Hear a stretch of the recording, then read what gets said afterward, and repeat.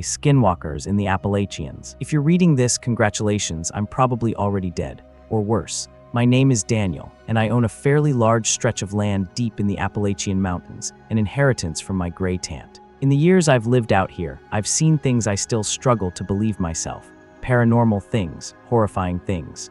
People always told me I should just leave or report the strange incidents. But whenever I tried to explain, they dismissed me as some young guy who'd gone off the deep end way too early. Nobody out there understands what really goes on in these mountains, not when you live here utterly alone. My first encounter shook me so badly I didn't even know how to process it. Back then, I didn't even know what they were called. Skinwalkers. I only learned the name recently. But after 3 years out here, I've learned a few tricks, little survival rules I hope someone else can use someday. My second, maybe third, time being stalked by one, I walked in circles for hours. I had hiked deep into the woods to check one of my trail cameras, but on my way back, I kept passing that same damn tree where the camera was mounted, over and over. No matter which way I turned, I always ended up right back there again. The sun was going down, I was exhausted, thirsty, terrified. Eventually, I just sat down with my back against the tree and started quietly crying. It was watching me, waiting for me to collapse, waiting for me to die. Then something clicked. I kept thinking if it wants me lost, maybe it's messing with my balance. My depth perception felt slightly wrong, like I was drifting sideways. Desperate, I pressed my ear hard against my shoulder, tilting my head to throw off whatever it was doing to my equilibrium, and walked. It worked. I heard it pacing in the trees behind me, anxious that I was getting away, but I never looked back. Once I reached my cabin, I barricaded myself inside for 2 full days. Here's something else I learned. They mimic animals. Coyotes especially. On my trail cameras, I noticed that after I passed by, a lone coyote would show up and follow the exact trail I'd taken, sometimes all the way back toward the cabin. I set snares, basic ones that clamp around the leg, until a small release button is pressed. I coated them all with white ash, which is supposed to repel unnatural things. The very next time I walked past that camera, I heard one of the traps snap. I ran back with my gun, heart pounding, only to find the snare torn into 3 mangled pieces and the scent of burnt hair lingering in the air.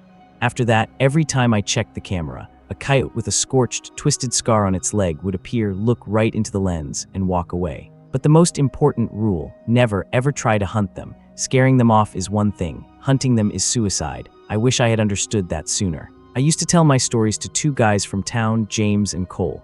They were cousins, I think, good people. We'd hang out and drink, and alcohol always loosened my tongue. Now they're dead, and I'm dying. This morning, they came banging on my door, insisting we should hunt the Skinwalkers. They had even bought silver bullets, told me the price too, but I can't remember anymore. I begged them to drop the idea, but eventually I caved. We spent the whole day prepping, making white ash, cleaning our guns, packing MREs, setting up high-power spotlights. We left right as the sun dipped behind the ridge. It didn't take long for things to go wrong. 3 hours in, we were resting around a large tree. I could feel the Skinwalkers around us, several of them, watching, circling.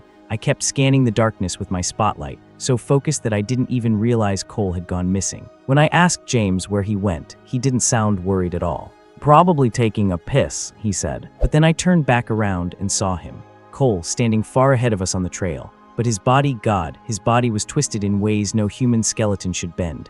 Limbs bent backward, joints rotated, spine contorted. I spun halfway toward James, about to ask what to do, and heard him choking. A wet, guttural sound, like his lungs were filling with blood. I didn't look, I ran. I ran like something had grabbed my soul and yanked it forward. The forest felt alive, laughing at me, mocking me as I stumbled through the darkness. My flashlight dimmed until it was nearly dead, so I threw it aside and grabbed one of the flares from Cole's pack. I struck it against a tree, and the forest erupted in red light. That's when I saw them. 10, 20, maybe more, all staring at me from the trees, but they didn't attack. I sprinted the last stretch to my cabin, slammed the door behind me, and climbed upstairs into the old wooden closet where I'm writing this now. My arm is bleeding. Not normal blood, dark, blackish, maybe a bite, maybe claws. I can't tell anymore. I don't hear them right now, but I feel them outside. If anyone finds this, please send help. This time I won't make it out alone. The thing in the clearing. The fire burned down to its last faint embers, glowing like dying eyes beneath the logs. I drank the final warm swigs of tea from my canteen and considered turning in for the night. The untouched firewood stacked beside my camp could wait until morning. My shelter was nothing more than a tarp stretched between trees with paracord, simple, light, good enough for a short trip. To keep predators out, I'd built a crude barrier of deadwood and stakes around the perimeter. I unzipped my sleeping bag, kicked off my boots, and prepared to lie down when a sudden, explosive burst of noise erupted overhead. Every bird in the forest was flying away at once. Wings thundered through the darkness, accompanied by sharp cries of alarm. Startled, I opened my eyes and sat upright. The fire's emberglow was so faint I couldn't see much of anything. Only one thing in the woods could spook roosting birds like that, a large predator. Then, just as suddenly, silence fell. A suffocating, unnatural silence. If you've spent nights in the woods, you know that nighttime is never quiet. Owls, rodents, insects, there's always some noise. But now, nothing, not a whisper, not a rustle. I reached for a log, planning to stoke the fire for some light. As my fingers wrapped around it, a branch snapped from somewhere along the narrow path leading into the clearing. Not twigs, a branch, something heavy had stepped on it. I froze. Another crack, closer. Then the smell hit me, thick, putrid, rotten. It was like inhaling decay itself. I fought the urge to gag, trying desperately not to make a sound. Then came the soft rustling of leaves brushing against fur or flesh as something large pushed its way down the path I'd cleared earlier. Whatever it was tall, 7 feet at least, judging by the rustling height. My heartbeat hammered in my ears. I could barely breathe without tasting rot. A shadow appeared, the silhouette of a deer. I exhaled in shaky relief until I noticed something wrong. It was standing on 2 legs, straight upright. Its forelegs, no, its arms hung limply at its sides. This was no deer. Panic clawed at my ribs, but every escape route was pitch-black forest thick enough to break bones. The path behind the creature was the only way out, and it was blocking it. I wasn't armed this trip, just a knife. I needed light, fire. I dropped the log into the embers, then hurriedly piled more wood onto the pit. Groping blindly, I tossed handfuls of twigs in. One caught flame. A tiny flare of orange illuminated the clearing, and I saw it. It looked like a deer, but rotted and half-collapsed. Flesh dangled in strips. Ribs protruded through torn, blackened skin. The head hung crooked, as if the neck was broken, exposing patches of skull beneath sloughing meat. Yet its antlers remained intact. Its eyeless sockets glowed red in the flickering firelight. It wasn't alive, it was being worn. Like something hollowed out the carcass and crawled inside. Its jaw unhinged, head lolling sideways, and a scream tore through the clearing, high, warbling, shrill enough to vibrate in my bones. Nothing natural has ever made a sound like that. The log suddenly ignited, flames leaping upward. The creature hesitated, glancing at the fire, then back at me. For a split second, I believed fire had scared it. I was wrong. It launched at me impossibly fast. I bolted into the tree line, shielding my face with my arms, crashing blindly through branches. Something slammed into my stomach, another branch, and I toppled over. I crawled under it and kept going, breath ragged, lungs burning. Behind me, I could hear it searching, heavy impacts, snapping branches, but moving in the wrong direction. Further away, I lay there for hours, trembling, waiting for the forest sounds to return. When I finally heard small animals scurrying and an owl hoot in the distance, I knew the predator was gone. I didn't go back for my gear. Instead, I staggered toward the forest's edge, picked up a large branch as a makeshift weapon, and navigated my way out in the faint pre-dawn light. My car was untouched, but when I opened the door, a wave of rotten stench blasted out so violently I slammed it shut and dove inside, flooring the gas pedal. The wheels spun in the dirt before catching. As I sped away, I glanced into the rearview mirror and saw it sprinting through the parking area, awkward, twisted, fast, horribly fast. I mashed the accelerator and never looked back. I've never gone camping again without a gun, hunting trip or not. That night was the closest I've ever come to being killed by something wearing the skin of a deer. My very own Skinwalker encounter. The hiker on Salt Mountain. My day started like any other hiking weekend. Alarm at 6:30, quick shower, brush teeth, throw on gear. I'm a regular hiker, not an expert, but not inexperienced either. I go whenever I can be. By 7:30, I was on the road towards Salt Mountain, Colorado, a 3-hour drive. I was exhausted by the time I parked, but the hike made it worth it.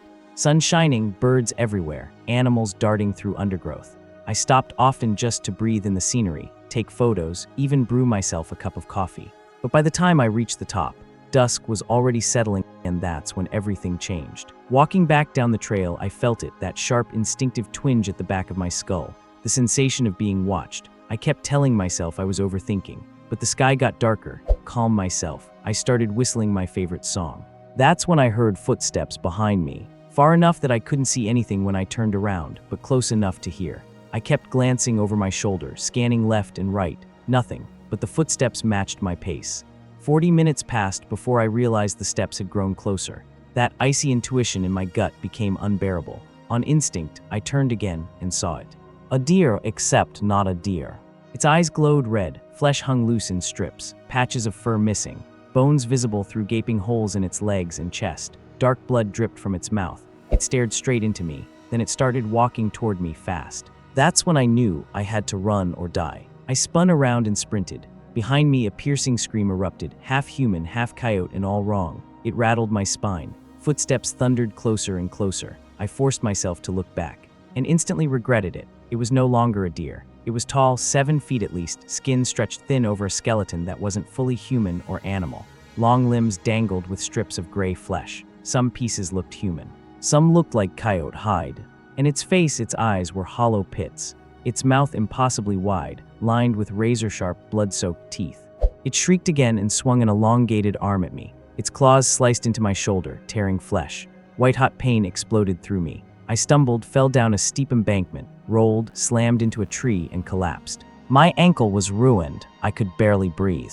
In desperation, I crawled into a bush and clutched the only weapon I had, a knife. Branches snapped. Low grunting, heavy footsteps as it searched for me. I trembled uncontrollably. I was sure I would die. Hours seemed to pass. Finally, silence. When I peeked out, I didn't see the towering creature, just the silhouette of a deer. Stupidly, desperately, I lunged. I drove my knife straight into its skull. Bone cracked, flesh tore. Some kind of thick, cold liquid burst out over my hand. The deer collapsed. So did I must have passed out. The sun woke me hours later, shining warm on my face. I staggered up, still alive. But when I looked around, the deer was gone. So was my knife. Only a dark, wet blood trail remained leading back into the trees. Then I heard it, that same shrill scream. Closer than ever, adrenaline took over. I ran limping, half sobbing down the trail until I reached my car. I threw myself inside and sped toward the nearest hospital. That was the day I stopped doubting Skinwalkers. And the day I realized I shouldn't have survived. The Skinwalker on my grandparents' farm. I think there's a Skinwalker, or something like it, at my grandparents' farm, and it creeps the hell out of me. I've always been a skeptic when it comes to paranormal or creepy things. I never believed in any of that. But what I've seen and heard on my grandparents' land shakes me to my core. They own a large plot of land in central Missouri and have lived there for about 40 years. I've been there more than 10 times, and every single visit I get this horrible, crawling sensation that something is watching me. As if something is always right behind my back. And over the years, I've had multiple bizarre encounters. First encounter, age 7-9. We brought our dog Spot, a silver lab I adored. I was wandering around the forest behind the house, enjoying the summer breeze, when Spot suddenly began growling, deep, low, sinister. A sound I had never heard from him before. I whipped around to see what he was growling at, but there was nothing, just trees. As I scanned the forest, something shot out of the brush so fast I barely registered its shape, and then it was gone. From the split-second glimpse I got, it looked like a coyote, but the speed was unreal. It moved like 90 mph and made almost no noise. But the thing that terrified me most was that the place it jumped from had no imprint, no flattened grass, nothing. I should have been able to see where it had been hiding, but there was absolutely no sign. Shaken, I went back inside. Second encounter, age 10. I was trying to sleep in a twin bed my uncle used to use. Everything was normal during the day, but at night things changed. I heard tapping, not tiny taps, loud ones, like knocking. It came from the window. I sat up, looked outside, nothing. 5 quiet minutes passed. I was about to drift off when slam. Something huge hit the window, not like a knock, like a full-body impact. I shot upright, heart pounding. I grabbed a flashlight and shined it outside. Nothing. 10 seconds passed, still nothing. I was about to run to my mom's bed when I heard it. A screech. Not human, not animal. Something impossible. Loud enough to split the peaceful summer night in half. I froze, completely petrified. Then instinct took over. I ran to my mom's room, crawled in beside her, and didn't sleep the entire night. All I could think about was that sound. Third encounter, age 13.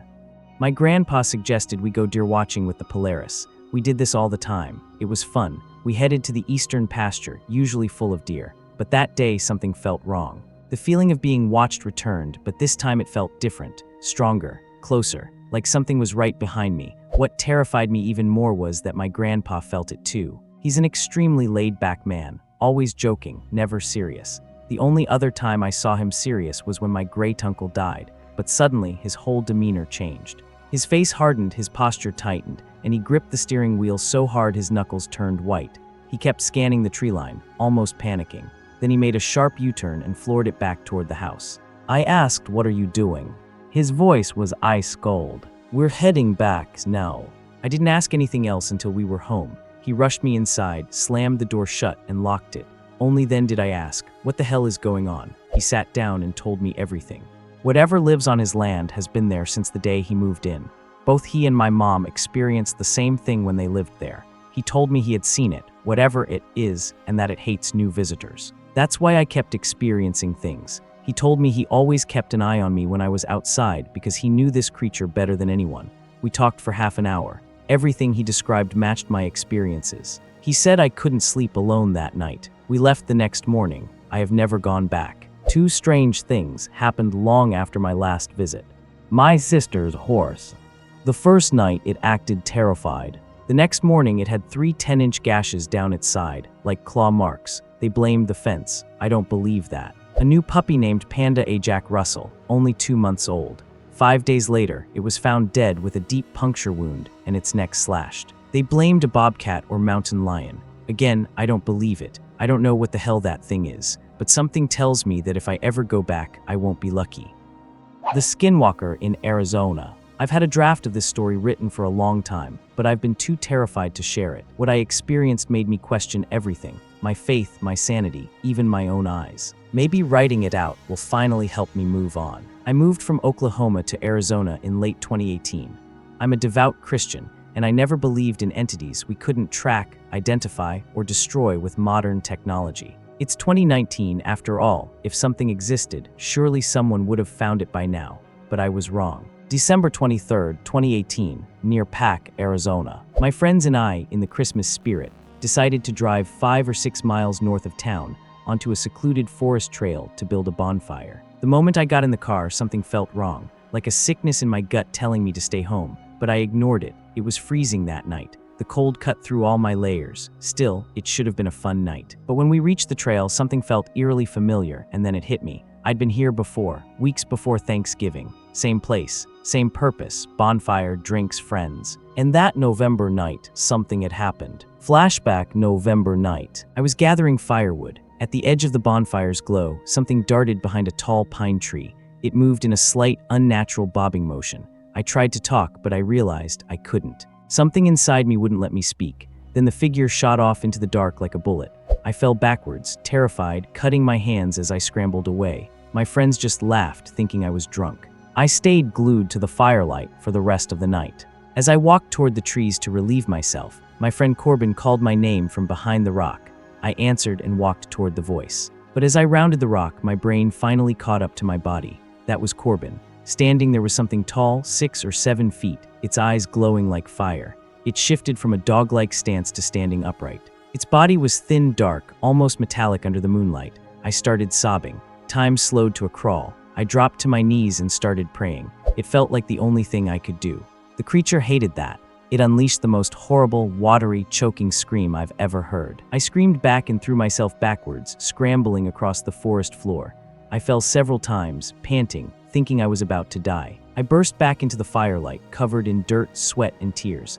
I tried to tell my friends, but they laughed or stared at me in confusion. I think I had a small seizure. Everything blurred after that. I remember getting to the truck, leaving. Waking up the next morning to texts calling me stupid, crazy, or asking if I was okay. But the last image I remember, it smiled at me before skittering back into the darkness. After Christmas, I found a native elder in town. Terrified, I told him everything. He didn't laugh, he didn't doubt me. He said that was a skinwalker. He blessed me and told me to never go back to that stretch of land again. Next time, he said, you might not be so lucky, and I believe him. Sometimes late at night, when I look out my window, I still see eyes watching me from the trees. Pisgah National Forest. Weird things happen in the Appalachian Mountains. They're ancient, older than time, it feels like, and anyone who grew up there will tell you the same. Strange things lurk in those woods. I grew up in a small town near Pisgah National Forest. Beautiful hikes, waterfalls, amazing views, especially in summer. But what happened to me was in the dead of winter. Age 17, nature photography project. I had just gotten my first prescription glasses, but I wasn't used to wearing them all the time. So my vision was a little blurry, but what I saw that day was real. I asked my mom to drive me into Pisgah so I could take photos. She parked near a trail I'd walked hundreds of times. After a short walk, you reach a riverbank, a popular summer swimming spot. The rocky shoreline curves so you can walk farther past the main trail. I was wearing a bright orange raincoat, very visible. I crouched down to take a picture of an old railroad spike sticking out of the ground when I suddenly realized. There was no sound, no birds, no wind, no flowing water, nothing, just silence. And with that silence came a wave of primal fear, like something deep inside me screamed, "Danger, something is watching you." Then I heard footsteps, crunching leaves, 2 feet, walking toward the river from the opposite bank. The trees were bare, nothing obstructed my view. Whatever it was gray, tall, not human, and standing on 2 legs. It came closer and closer. Right before it reached the riverbank, I snapped out of my trance and ran full speed back to my mom's car. I've never run so fast in my life. When I reached the car, breathless, I told her everything. She looked terrified and said she had suddenly gotten a horrible feeling while waiting and was about to come find me. To this day, we still talk about it sometimes, but we never found an explanation. My boyfriend thinks it was a skinwalker. I don't know what it was, and even though I wish I'd gotten a closer look, I'm glad I ran. The thing across the street. I had heard of skinwalkers before, but always assumed they were just the Native American version of werewolves. I never gave them much thought until last week. One of my coworkers at my new job told me they were the folklore creature he feared most. He's originally from Utah, so it made sense. He suggested some YouTube videos on the subject, and after work that night, I binged 4 or 5 of them. I finally understood why he was so scared of them. I live in rural South Carolina, so I wasn't worried about running into one. My coworker told me they were basically a southwestern thing. I'd be more worried about Wendigos if I were you, he joked. The day after I watched the videos, we had a long chat about skinwalkers and the supernatural during our shift. I mentioned one tale saying that talking too much about skinwalkers draws them to you. He made sarcastic ghost noises to lighten the mood. That night I showed the videos to my fiancée. She was way more creeped out than I was. I became a little obsessed, watched every video I came across, discussed the topic with my horror enthusiast friends, looked up skinwalker artwork, read stories on Reddit. I dove completely into it for several days, until I started to get a bit burned out. I live in a nice neighborhood. All the houses are on one side of the road. The other side used to belong to the local elementary school.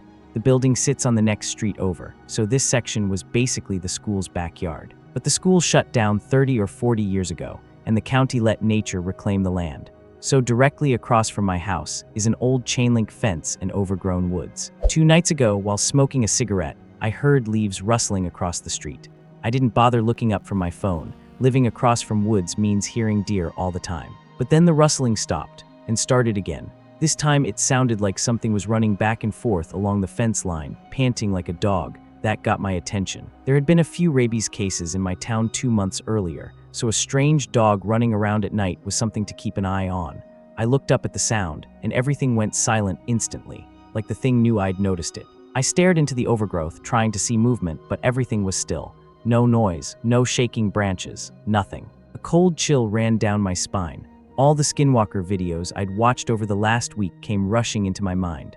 I suddenly felt sick. I snuffed out my cigarette and went inside. The next morning, I took my dog out. She's a pug/Shih Tzu mix named Honey, my baby. My fiancé and I trained her that pee-pee, poo-poo means it's time for a potty break. It's adorable. Honey did her usual sniffing around.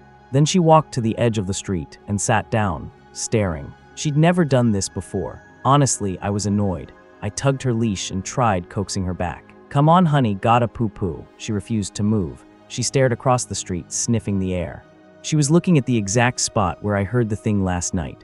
Goosebumps crawled all over me. I picked her up and headed toward the house. As I got closer to the porch, I saw something on the ground by the front steps. One of the Halloween decorations my fiancé had hung up. Fake black roses with eyeballs and little plastic spiders. They have metal wire stems so they can be wrapped around railings. This one had been torn apart. Something came onto the porch, ripped it down, shredded it, and left it lying there. I threw it out without telling my fiancé. She scares easily, and I didn't want her panicking. That night, at work, I told my coworker what happened. He looked a little concerned, but tried brushing it off. It was probably just a dog, and the wind probably knocked down the decoration. I doubted that. Later that night, as I walked to my front door after work, I heard that same panting and claws tapping on asphalt. I spun around. A mangy brown bull terrier-looking dog was sprinting down the street. hard to see clearly from 40 feet away, but I noticed something. It was running on 3 legs. One leg looked mangled. Then, in one swift movement, it turned and darted through a section of the fence across the street, through a gap that hadn't been there earlier. And that's when I saw it. It had no tail. Every Skinwalker legend says they never have tails when mimicking animals. I almost threw up. I tried to rationalize it. Maybe it had a stub tail I didn't see. I went inside, shaken. My fiancée was petting Honey on the couch. She immediately noticed I was upset. I lied, told her I almost got clipped by a car pulling in. She cursed whoever almost hit me and hugged me. Then she asked me to take Honey out for pee-pee-poo-poo, because the spooky videos had her too creeped out to go out alone at night. Honey perked up. I didn't want to go, but I did. Honey immediately tugged toward the street. I tugged her back. Eventually she peed near the porch, sniffed around, then began to poop. I was on edge, but standing there with her calmed me slightly. Then I heard it, across the street, "Come on, Honey." My voice, my exact tone, my exact inflection, but wrong, static-y like an old radio. Honey froze, she looked at me, confused, and cocked her head. Then, "Gotta poo-poo, Honey." Again my voice. Honey whimpered, looking from me to the woods. I picked her up and backed toward the house, staring at the pulled-back section of fence. "Honey," this time the voice sounded firm, irritated. Honey squirmed in my arms. I bolted into the house and slammed the door. Before I shut it fully, I looked across the street. Standing in the gap of the fence was the dog. Its eyes glowed dull orange. Its teeth were bared. Its face looked wrong, like someone had dragged its features around with a digital distortion tool. I didn't tell my fiancée. Yeah, cliché horror movie move, but I didn't want her losing her mind. I just told her there was a strange dog in the neighborhood and she shouldn't take Honey out at night. After we went to bed, I woke up to footsteps, pacing back and forth, right outside my window. Against my better judgment, I turned to look. The pacing stopped. And then, "Come on, honeys." My voice slicing through the silence. It called out 2 more times before the footsteps walked away. I didn't sleep at all. When I get to work, I'm going to ask my coworker what the hell I can do to get rid of this thing. I'm scared, and I don't think there is a way. If anyone knows anything, please tell me. The man outside the tent. When I was about 13, my cousin, who was 12, and I decided to camp in our yard. Our families share a huge piece of property that's been passed down for generations. There's about 150 yards between our houses, with fields in between. The land covers about 2.5 square miles, fields, a creek, even our own patch of forest. It was a nice summer night, so we set up a tent in the yard and had dinner at his house. Around 9 p.m., we decided to turn in. It was dark, and all we could do in the tent was talk about our plans for summer. Around 11 p.m., my girlfriend called me, upset about something that happened earlier that day. I was tired, so it took time to understand what she was saying and calm her down. We talked for a bit until my cousin suddenly grabbed my shoulder hard. I told him I was on the phone, he could wait, but he yanked me around. His face was pale, terrified. He held a finger to his lips, signaling for silence. He whispered, "Look at the tent entrance." I looked, nothing. I told him to go back to sleep. Then I heard it, footsteps. Someone walking around our tent. That made no sense. Nobody should be out here except maybe my dad, but he's not the type to prank anyone. We live 10 miles from town. Anyone nearby is family or a longtime family friend. I told my cousin to stay quiet while I peeked out of the tent. Nothing. I assumed whoever it was ran off, or maybe it really was my dad checking on us without messing around. But the moment I lay back down, the footsteps started again, slowly circling the tent. Time dragged. Minutes felt like hours. Then the footsteps stopped. I stared at the entrance, feeling watched, and then I saw it. A thin man stood there, staring in at us, filthy, almost completely naked except for bits of animal hide. His eyes glowed like an animal caught in headlights, except there was no light. We stared at each other for what felt like forever, probably 5 minutes. Then, slowly and calmly, he backed away, turned around, and ran toward the forest. I stayed awake for over an hour, listening, waiting. Eventually, exhaustion won. We immediately checked around the tent. Bare footprints circled it. Then we noticed something strange, coyote tracks mixed in among the footprints. That explained the shifting rhythm we heard at night. We followed the tracks into the field, leading toward the forest. Halfway there, the human footprints changed, slowly, into handprints and footprints on all fours, then into coyote paw prints. That's when we knew it wasn't a man. After this night, both my cousin and I had multiple strange encounters on the property. We never knew what we were dealing with until months ago, when we read a Skinwalker story online. The description matched exactly what we saw. I've only encountered them off our property in recent years, though, because in 2016, I encountered something bigger, something worse, something that I think is keeping the Skinwalkers away now. Thank you for watching. Share your thoughts about this in the comments. See you tomorrow.